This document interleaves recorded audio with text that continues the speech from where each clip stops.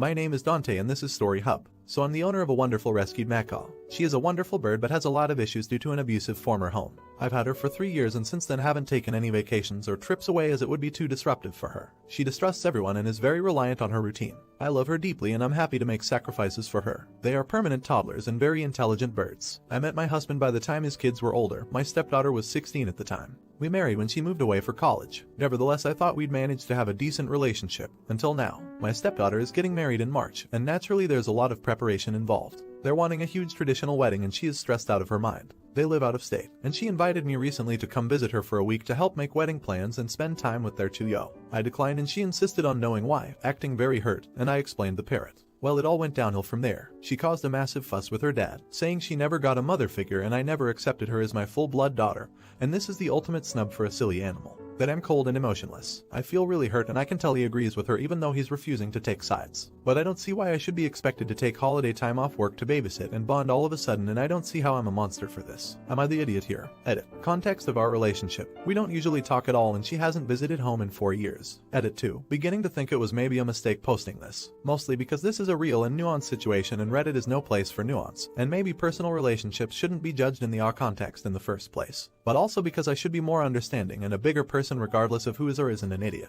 Life is too short to be butthurt and offended. I called my stepdaughter and told her that I understand this is a big moment in her life and she wants someone there to help and support her, and that I'm still willing to help her in any way I can to plan the wedding via Zoom and virtually. We talked a bit and I asked her why she hadn't accepted me reaching out in the past, and she apologized and said she didn't want to accept someone as a stand-in, fake replacement for her bio mom, but now she regrets it and would like a closer relationship, especially seeing how close her so is with his mom. We ended the conversation positively and I'm hoping things can improve going forward. I told her I'm a crazy bird lady and asked her if she still wants a relationship knowing that, and she said that after the wedding she's willing to travel to visit us if we have room. Which we do. I'll leave this post up but I'm happy either way and I'm glad the feedback here motivated me to make the call. You're an idiot. It's a freaking bird. Opus, what planet do you live on? This really shows that you do not care at all for your stepdaughter, and truthfully, if I was her, this would be the last I see of you. Just imagine if it was your biological daughter. I know you would not have the same tone about your precious bird. Not an idiot. Unless you know parrots in general, and how finicky they can be, especially abused ones.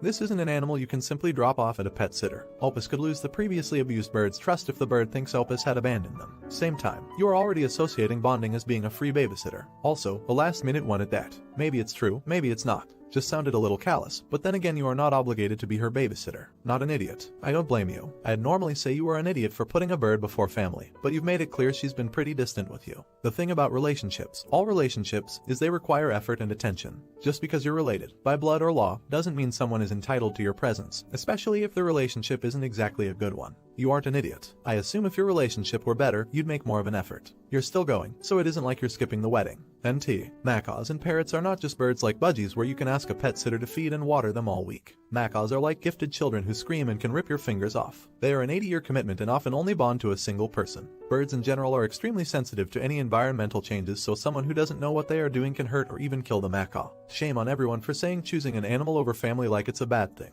The macaw seems more like family than her stepdaughter. If it was that big of a deal, then stepdaughter would help make accommodations rather than just want a babysitter. Now for the next story. Am I an idiot for telling my wife it was a mistake to stay at a baby shower? So my wife, female 26, and I, male 28, have been married for a year and began trying to conceive in September. No luck so far, but the doctor did say at our first appointment that it typically takes close to a year for most couples to conceive.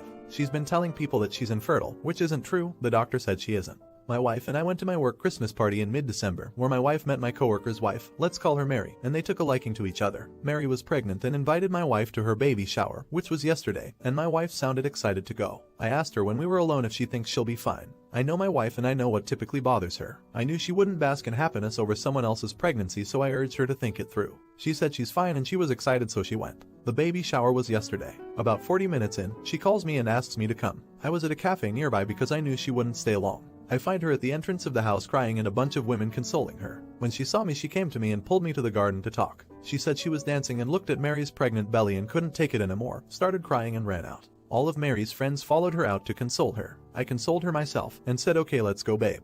Where do you want to go? We can go for a drive so you can feel better. She looked at me weird and asked why she would leave. I asked why she would stay. She said she feels better now and can go have a good time. I sighed and said, babe, you know that's not going to happen. And I doubt the attention will be on Mary after this, and that's not great.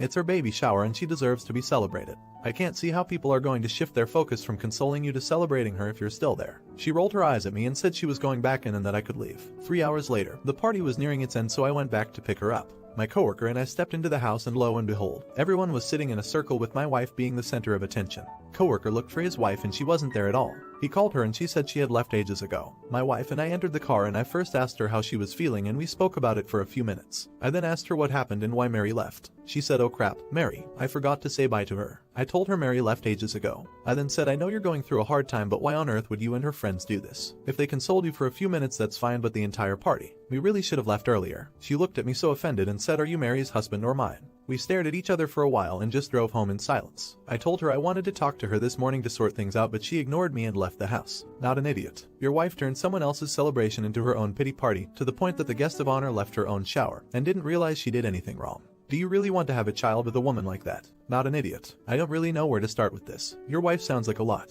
You've only been trying to conceive since September. That's hardly any time at all. It's very unusual to get pregnant straight away. There is no evidence there's an issue, yet she's acting like she's having fertility issues, which is very attention-seeking behavior and pretty insensitive to people with real problems. Then she meets this woman just a few weeks ago, goes to her baby shower and completely ruins it and makes it all about herself. That's really horrible. Not an idiot. I don't blame her for the initial distress, but this could have all been avoided had she just left with you when you suggested it. I can't bring myself to understand why she stayed. And the fact that she didn't even realize Mary left. What a mess. I hope Mary has other friends and family she can host for celebrations going forward, because your wife and the friends who were in attendance are not really Mary's friends in my opinion. Now for the next story. Am I an idiot for telling my dad I owe him nothing and throwing his words back at him during an argument? I lost my mom to a long-term health issue when I was 10. The cost of treatment drained my parents' finances, and it was just dad and me after mom died. No extended family. Dad started dating when I was 12 and he met Jane. After a few months he told me her son had a form of brain cancer and was very sick, and that they were getting married and he would be helping to take care of her son. We went from 2 in a tiny 2-bedroom house to 4 in a tiny 2-bedroom house, and me sharing with a terminally ill toddler I didn't know. We had to make so many changes. No more takeout, which was a once-a-month treat before that.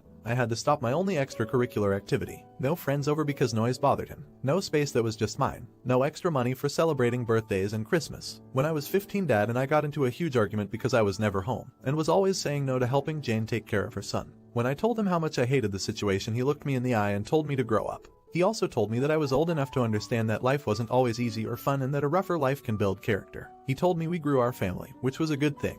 And one of the consequences of that sometimes is having less, but that it was worth it for the extra love. I told him that was bullshit. He told me I was not his whole life and he was not going to stop doing what he wanted to do because of me. Then he told me to never, ever say anything negative about his stepson because he was a kid and didn't need to know I resented him for being sick. After that talk I was even more distant and left when I was 17, right after graduation, and couch surfed until I went to college. I graduated high school at 17 and turned 18 that October. I didn't stay in touch. When I was 19 I heard that Dad's stepson had died. In college I met my wife and we got married this past June. Then in November my dad showed up and told me he wanted to talk. I shut the door in his face. He kept showing up where I was to talk. After getting annoyed with him I agreed to meet him for a coffee. He told me how he'd ended up divorced from Jane and how his stepson had died, and he looked disappointed when he learned I knew. He told me how he'd been struggling a lot and how he was hoping I could help him out. I laughed in his face and told him he had some nerves. He mentioned how he'd spent a lot of money on finding me and he wanted us to repair things, but he also needed my help. I told him no way. He became angry and told me he was my dad and was always there for me and I owed him. I told him I owe him nothing, and I threw most of his words back in his face, including that he needed to grow up and that he was not my whole life and would not stop me doing what I want.